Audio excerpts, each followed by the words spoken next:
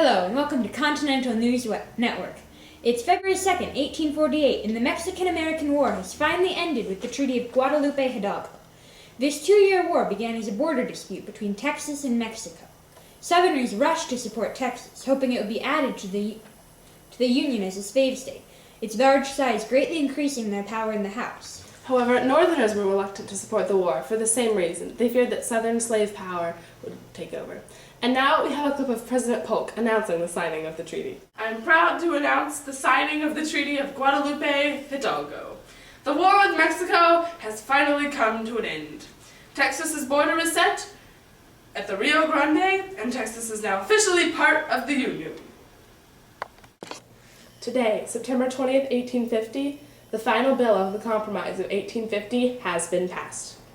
These bills have greatly expanded the U.S. California has been admitted as a free state, but New Mexico and Utah have no restrictions on slavery. Texas has ceded some land to New Mexico in exchange for the government paying its debts. The slave trade is now illegal in D.C., and the fugitive slave law has been passed. The North is very happy that California will be coming in as a free state, as this will increase their power in the House. The North is also glad that slave trading is now illegal in D.C. Southerners are very, very happy with the passing of the fugitive slave law. It seems that the North and the South have finally reached a compromise that they can both agree on, but sadly that is not the case. Both the North and the South are very upset over the passing of the laws that they opposed. Tensions are growing between the North and the South. We'll be right back after this. I'm Stephen Douglas, and I approve this message. Henry Clay had some good ideas. It's a shame he didn't live to see them fulfilled. But I, Stephen Douglas, I took his Compromise of 1850, and I split it up into 5 separate bills that passed in Congress. Remember that when you go to the polls to vote for your senator from Illinois. Stephen Douglas, a vote for me is a vote for progress. One of the laws passed was the Fugitive Slave Law. This law declares that all runaway slaves must be sent back to their masters.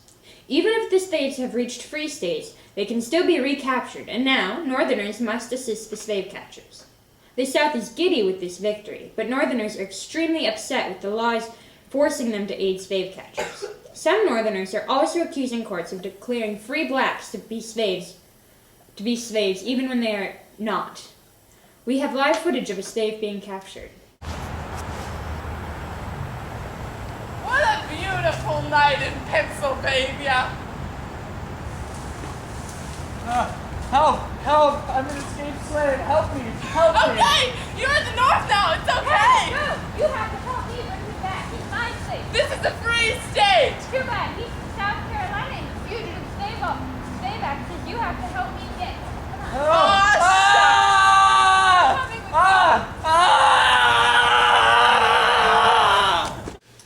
Harriet Beecher Stowe recently published Uncle Tom's Cabin, a novel exposing the horrors of slavery. Southerners are up in arms over this book, claiming that it inaccurately depicts slavery. Northerners are appalled and shocked.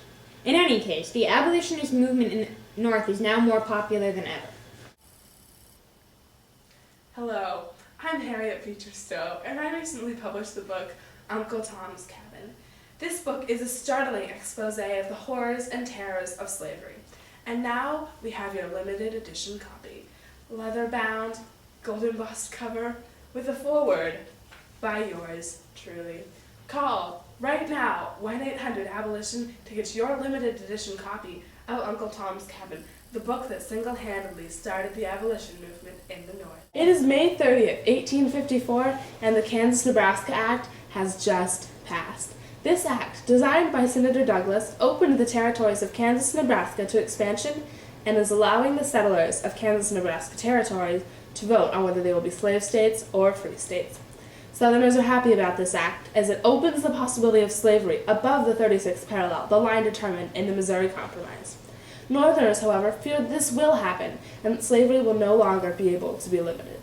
And now we have a word from our sponsor.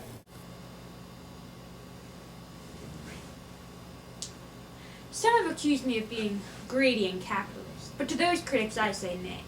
Sure, I wished for the Kansas and Nebraska territories to become states of the U.S., so I could build a railway line from Chicago to California. But I quickly saw that the only way the South would allow this to happen is if they were allowed the principle of popular sovereignty, or the right to vote for themselves whether they would be free states or slave states.